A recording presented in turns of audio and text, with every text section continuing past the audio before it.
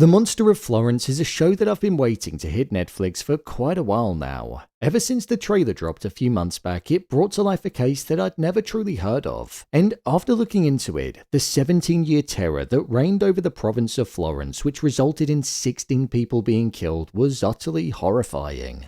The monster has never officially been caught. However, there have been many arrests for the killings over the years, and this show tried to depict the confusing nature of the investigation that surrounded the first two victims, Antonio Bianco and Barbara Locci, who were killed in 1968. But just how accurate was this Netflix show, and is it worth a watch? Well, in this video, I'll be sharing if it was accurate and if the show is worth spending your time watching. Here was the Monster of Florence accurate and a review. The background. When it comes to the background of the Monster of Florence case, centering it around the Mele and Vinci clan is where the show decided to base the 4 episodes that made up the series. This is because many individuals within the family were brought in for questioning, and both families didn't really get on, as the Vinci family were responsible for the humiliation of the Mele name in their family's eyes due to Barbara having relations with both Stefano and Francesco when she was with Stefano. This investigation into them was something that was called the Sardinian Trail. On the night of the 21st of August 1968, both Antonio Bianco and Barbara were shot with a .22 caliber handgun in the front seats of Antonio's car, whilst Barbara's son, Natalino, was sleeping in the back seat. This is something that we saw taking place in the show based on how people perceived it to have happened within reality based on the multiple different accounts. These were the first 2 murders that took place. Following this couple being killed, a trend then started to emerge over the next 17 years. Young couples were being killed whilst they were being intimate with each other in the countryside or down side roads. It ranged from inside of vehicles and also inside of a tent, which is what we saw with the final killings in 1985. Was Salvatore Vinci's story true? Well, a lot of what we saw in the show that was told to us about Salvatore Vinci did actually turn out to be true. It said that within real life, Salvatore was pansexual and wasn't attracted to a specific gender. It was also said that he had intimate relations with both Stefano Mele and his wife Barbara. Like in the show, his first wife was said to have been found in a room that was filled with gas, and it was determined that she ended things for herself. But there were rumors and suspicions at the time that it could well have been murder. Stefano did also say that Salvatore told him that he murdered his first wife. As well as that, his second wife Rosina said how he would also bring other men and women into their bedroom, which I feel was shown to us in the way that he forced her to meet with that man in the park. As we saw in the show, Rosina retracted her alibi, which was connected to what happened in real life when his alibi was ruled out to be fake, because both of the witnesses told the police that Salvatore originally told them to say that they met a day later than what they actually did. We also saw in the show that following the murders that occurred in 1985, which saw the investigator being sent a piece of the woman's body, Nadine Maroy, who was killed, Salvatore was arrested and brought into custody, not for the monster killings, but instead for the murder of his wife several years ago.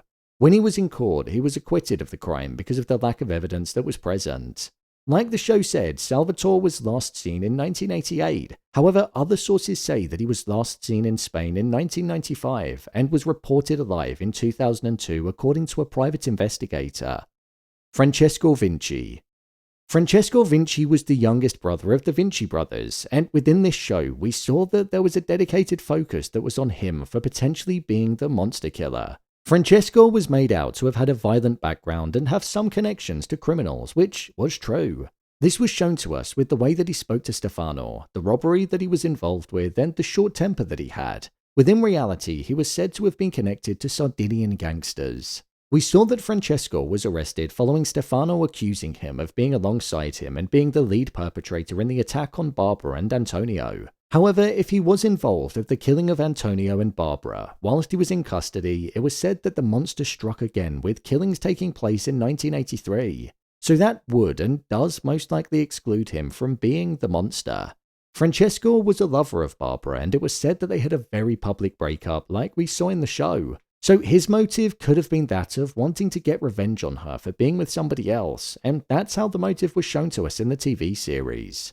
In 1989, Francesco was officially cleared as being a suspect following the Sardinian Trail being something that was seen to have been pushed right to the edge whilst yielding no true results. The outcome of Francesco Vinci is a rather bleak one though. Francesco was found tortured, murdered, with his body being incinerated inside of his car along with a friend named Angelo Vargu. Enzo Spalletti. Within the show, we saw that ambulance driver Enzo Spalletti was originally arrested following the killings that took place in 1981. He was arrested for the murder of Carmela Danuccio and Giovanni Foggi because, like in the show, he was seen peeping around the woods hoping to see people being intimate with one another. Then, when he returned back home, he spoke of the murder that he witnessed before the police had even discovered the bodies. This led him to spend 3 months in jail, but he was later released because the monster went on to kill again. Stefano Mele. Judging by what I've read on the case and also about how Stefano Mele handled himself, I feel like they kind of got the depiction correct in the show. A man that didn't truly know what he was talking about, kept lying to the police by putting different names in their direction and then getting to a point where they were ultimately fed up with him. Stefano was considered to be a man that many wouldn't necessarily traditionally be attracted to, and wasn't necessarily marriage material. However, the family arranged a marriage to Barbara like we saw in the show. There was a significant age gap between the both of them, with Stefano being around 40 years old and Barbara only being about 22 during that time. Like in the show, Barbara was also not interested in Stefano and was seen to be going to bars and meeting with other men, to which Stefano didn't showcase that he had any real issues with whatsoever, which is what led to the family feeling as though him being with her was damaging the family name. Within the show, we saw that Stefano was seen to have had intimate relations with Salvatore Vinci, and that's something that's said to have actually happened, and it was later said that he admitted to being homosexual. We saw that Stefano was actually convicted and served a sentence for the double murders of Antonio and Barbara before it was looked into for being connected to the monster killings after it was said that it was all carried out by the same weapon. We also saw that he threw the weapon, which is what it's said that he did in real life. However, like in the show, the weapon was never truly found. The hunt for who was alongside Stefano was something that many people were questioning because people believed that the shots were way too clinical, and there were 2 that were carried out in a poor way, which people believed were Stefano's. That's why in the show they kept showing him with the weapon and him firing it in a way that made it seem like he didn't really know what he was doing. Like others in the Sardinian Trail, Stefano was cleared of his involvement in 1989, and he lived until 1995 where he died. Pietro Pacciani. The ending of the show shifted its focus towards somebody called Pietro Pacciani, somebody who was previously convicted of a murder in 1951 on somebody who was intimate with his ex-girlfriend, which he served 13 years in prison for. There were anonymous tips and computer analysis that aided in making him a suspect, in which he was controversially convicted to 14 life sentences. But when he filed an appeal, he was acquitted due to a lack of evidence. So this does make me wonder if the show is going to return for another season, and instead of focusing on the Sardinian Trail, it might look to go down this route instead. My review of the series. Personally, I thought this season was quite good. I don't think it was amazing, but there were many things that I thought were executed really well. First off, it was horrific to watch, and the showrunners didn't hold back when it came to the killings that were occurring. I found myself looking away at points, and the gunshots would often make me jump. More often than not, we were inside the vehicle with the victims, and then out of the blue, the killer would appear, and it made that moment feel horrifically immersive and quite frightening.